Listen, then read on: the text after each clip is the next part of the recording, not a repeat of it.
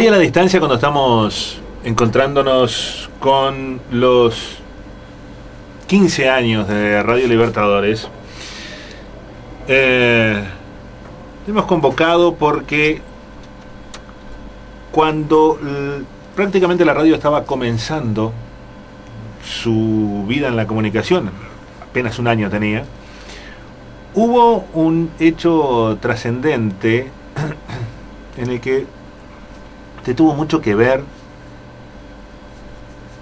cuando le comunica a Inocencio Di Giacomo que una selección juvenil salteña representaba a Uruguay en el Panamericano de Chile y que no tenía ningún tipo de cobertura periodística. Y en aquel momento creo que Inocencio Di Giacomo dice, sí, va a tener la de Radio Libertadores. Y apareció como una quijotada que en definitiva terminó siendo después casi el único vínculo de las familias aquí en Salto con los gurises en una tierra tan lejana, en una salida que por primera vez, con 15 años, algunos menos, realizaban tan lejos de su casa.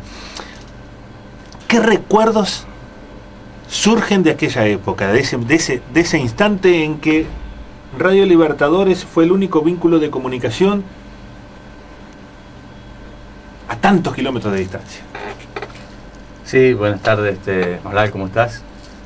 Gracias por la invitación, y la verdad que son hermosos recuerdos en aquellos momentos y una gran satisfacción por lo que ha vivido con esta radio que prestó su aporte para que nosotros los padres que teníamos esos chiquilines allá a tan lejos en la distancia pudiéramos tener noticias de ella, y máxime cuando nos pusieron a relatar los partidos en vivo que lo traían desde una radio chilena y nosotros podíamos estar al tanto de lo que pasaba en esos momentos en aquella ciudad lejana de Ancud, allá en Chile. ¿Cómo se gestó eso? ¿Cómo arrancó? ¿Cómo fue que Radio Libertadores se convirtió en la radio que oficialmente hizo ese nexo entre Salto y Chile? Creo que eso nació de un poco de el carisma de Inocencio Di Giacomo en esas reuniones que se dan en cierto tipo de círculo de amistades que tú estuviste con nosotros. Yo trabajaba en una parrillada frente a donde se instaló Libertadores, que hicieron una amistad total. Inocencio iba siempre a acompañar, a estar ahí en la parrilla, a comer, a estar con el dueño de la parrilla, con Aníbal, y nos hicimos amigos ahí. Se empezaron a hacer reuniones, cenas entre amigos que concurrían en la parrilla y eso, que nos pegábamos los juegos a la noche, donde tú también has concurrido. Y en esa instancia un hijo, el hijo mío, jugaba en esa selección juvenil de la sub-15 de Salto. Y bueno, era una manera de conversar y preguntar cómo iba, y por mi intermedio, por medio de hijos, ellos se interesaron en el mismo, toda gente de Salto, en esa competencia. Salto sale campeón del interior y es invitado a Chile. Y en esas conversaciones y eso, hablando con Di Giacomo, comentamos que no había quien cubriera de eso, que los grises iban a representar a Uruguay porque fueron representantes, jugaron con la camiseta uruguaya, y él dijo que él iba a relatar eso. Y bueno, así fue, lo logró, consiguió radio en Chile, no sé las sensaciones, pero terminamos escuchando los relatos de los chiquilines por Radio Libertadores. ¿Me podés dar algunas sensaciones de lo que sentían los padres en aquellos momentos, cuando desde acá escuchaban a sus hijos representando a Uruguay? Mira, creo que esa sensación te la puedo decir de una manera que ya lo tienen expresa Libertadores, en que, vaya falta de humildad, pero un poema que hice el nombre de todos los padres, al cual todavía veo que el Libertadores lo tiene en la puerta con un pergamino firmado por todos los padres, y creo que eso demuestra todo el agradecimiento de esos padres hacia Libertadores. Creo que en Radio Libertadores tú no lo has leído, ¿no? No, sé que el recuerdo que tenemos es que justamente entre la confianza de eso, Radio Libertadores directamente hizo con el debut de Antes de Argentina, que jugaban los chiquilines, y ese poema lo leyó mi cuñada, o sea, la tía de mi hijo, directamente de mi casa, donde Libertadores se comunicó con ella. ¿Tú eres el autor? ¿Te animas? ¿Tantos años después? A leerlo. ¿Por primera vez en Radio Libertadores?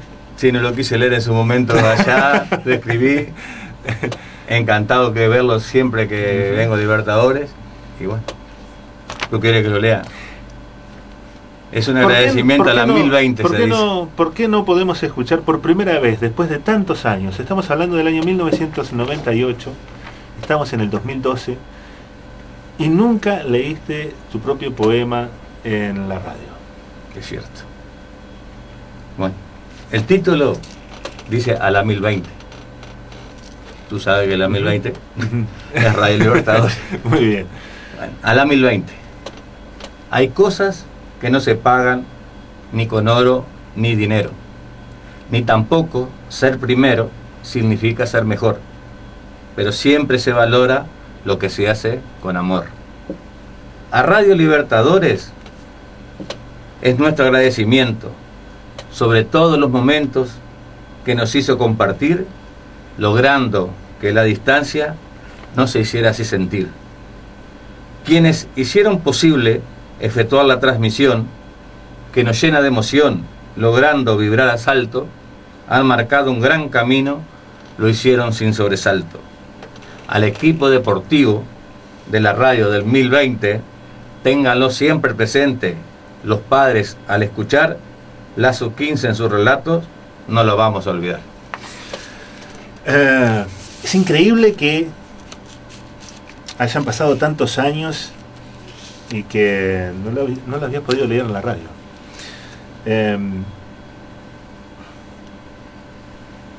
Cuando la gurizada llegó con una copa enorme, Sí.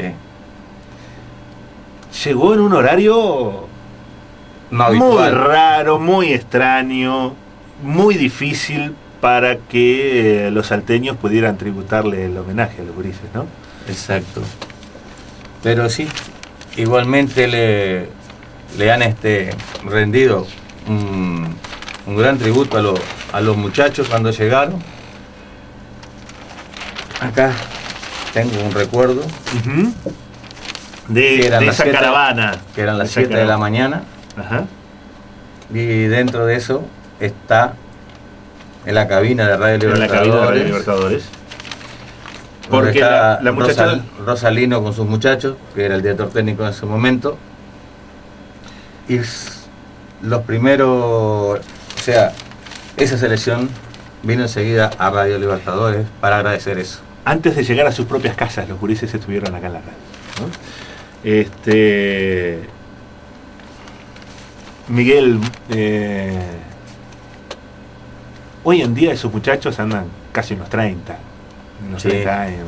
Ya van a ser treintones y algunos ya han cumplido los 30. Son 15 años atrás casi. Este tipo de anécdotas, de recuerdos, los marcó